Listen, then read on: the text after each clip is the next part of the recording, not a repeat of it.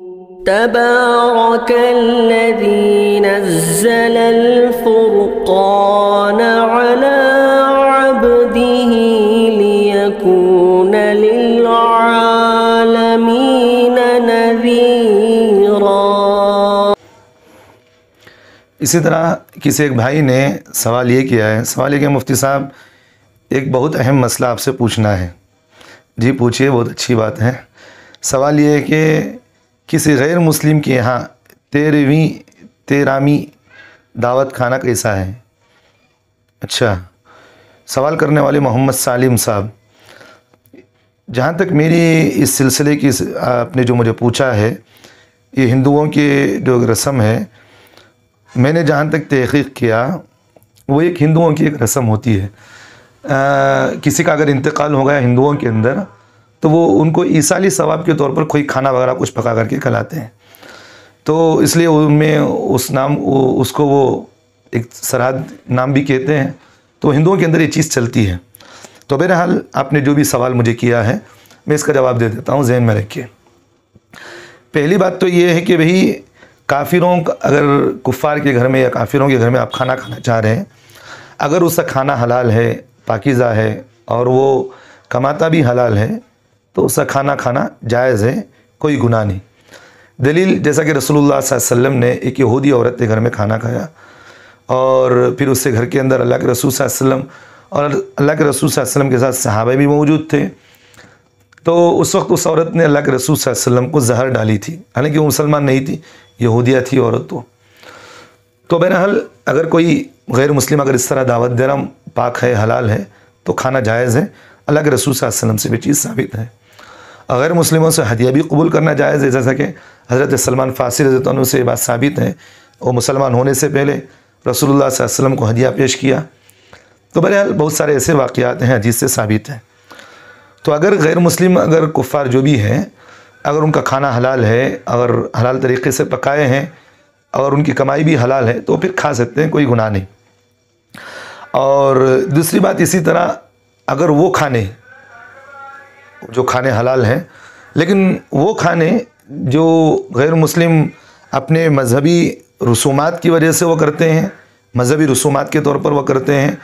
تو پھر ان دعوتوں میں شرکت کرنا بھی گناہ ہے، اور پھر ان دعوتوں کو کھانا بھی گناہ ہے۔ بات سمجھ میں آ رہی؟ اب ایک بات ذہن میں رکھیے، پھر بات میں کہہ دیتا ہوں،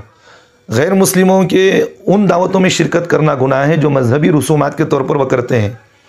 اور مذہبی رسومات کے طور پر جو دعوتیں وہ کرتے ہیں، جیسا میں آگے بتاؤں گا آپ کو، جیسا سوال میں آپ نے مجھے خود پوچھا ہے، جیسا کہ مذہبی رسومات کے اندر ہندوؤں کے اندر ایک رواج ہے، اگر کوئی آدمی ان کا انتقال ہو جاتا ہے، مر جاتا ہے، تو 40 دن پر یا کسی بھی طور پر وہ خاص دنوں میں کھانا پکواتے ہیں، کھانا پکوا کر، اور اس کھانے کو سراد اس طرح کچھ کہتے ہیں۔ اب اس کھانے کو پکانے کے بعد وہ کھانے کو سامنے رکھ دیتے ہیں، وہ پنڈت کو بلاتے ہیں، وہ پنڈت اپنے بید وغیرہ جو کچھ بھی منتر کچھ بھی ہیں، جو کچھ بھی وہ اس پر کھانے پر پڑتا ہے۔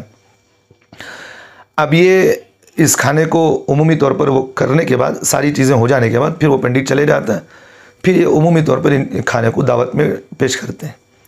اب اس دعوت کے اندر سب عمومی دعوت میں شرکت بھی کر لیتے ہیں اس کھانے کے اندر۔ تو اس طرح کی اگر کوئی دعوت ہو جو مذہبی رسومات جو ہندوؤں کی ہیں، اس طرح کی غیر شرعی رسومات ہوتے ہیں، ان میں شرکت کرنا بھی گناہ ہے، اور پھر اس طرح ان میں کھانا کھانا بھی گناہ ہے، کبیرہ ہے۔ بات سمجھ میں آ گئی؟ ایک بات، اور دوسری بات، ایک تو بات جیسا مجھے آپ نے سوال کیا تو سوال آپ کا جواب ہو گیا۔ اب انہی کا دیکھیے جیسا کہ ہمارے مسلمانوں کے اندر بھی یہ چیز آ گئی، جیسا کہ میں نے آپ کو ابھی بتایا کہ ہندوؤں کے اندر ایک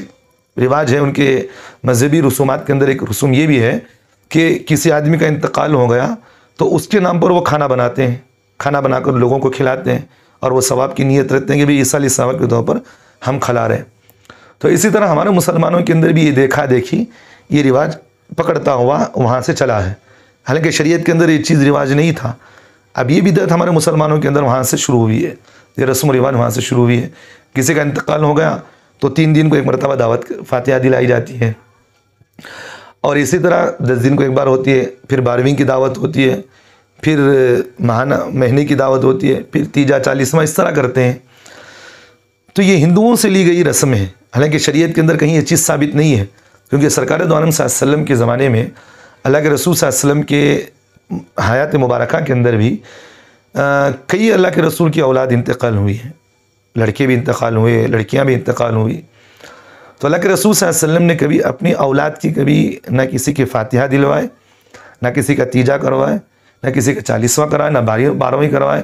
نہ کسی کا سال میں ایک مرتبہ برسی کروائے، کسی کی نہیں کروائے، نہ کسی کی قرآن خوانی کروائے. یہ ہمارے مسلمانوں کے اندر، یہ غیروں سے دیکھا دیکھی یہ چیزیں ہمارے مسلمانوں کے اندر داخل ہوئی ہیں. تو اللہ کے رسول صلی اللہ علیہ وسلم کی ایک حدیث جس میں اللہ کے رسول نے فرمایا من تشبہ بقوم فہو منہ، جو آدمی جس قوم کی مشابہت اختیار کرتا ہے وہ آدمی اسی قوم میں ہوتا ہے اور اسی کے ساتھ اس کو قیامت میں اٹھایا جائے گا. تو ہمارے مسلمانوں کے اندر آج زیادہ تر غیروں کا طریقہ، ہمارے مسلمانوں میں زیادہ تر رواج یہی چل رہا ہے. تو اس اعتبار سے یہ جو آپ نے مجھے دعوت جو پوچھا ہے کہ ہندوؤں کا مذہبی میت تو ثواب پہنچانے کے لیے بنائے گئے کھانے سراد وغیرہ کو کسی مسلمان کا اس میں شرکت کرنا گناہ کبیرہ ہے، نہیں کھا سکتا. اور اسی طرح ہمارے مسلمانوں کے اندر جو تیجا، 40واں، یہ 10واں، 20واں، یہ برسی وغیرہ جو کچھ بھی چلتی ہے یہ بھی شرم نہیں کرنا چاہیے، گناہ ہے اور اس میں بھی شرکت نہیں کرنا چاہیے. اور شرکت کرنے والوں سے ہم یہی کہتے ہیں کہ بھئی آپ نہ کھائیں، کیونکہ غریبوں کو آپ پکا رہے ہیں تو پھر غریبوں کو کھلائیں. تخصیص کے ساتھ کسی مہینے کے اندر کسی دن میں اس طرح کرنا یہ گناہ ہے، نہیں کرنا چاہیے. اللہ ہم تمام کو عمل کی توفیق دے.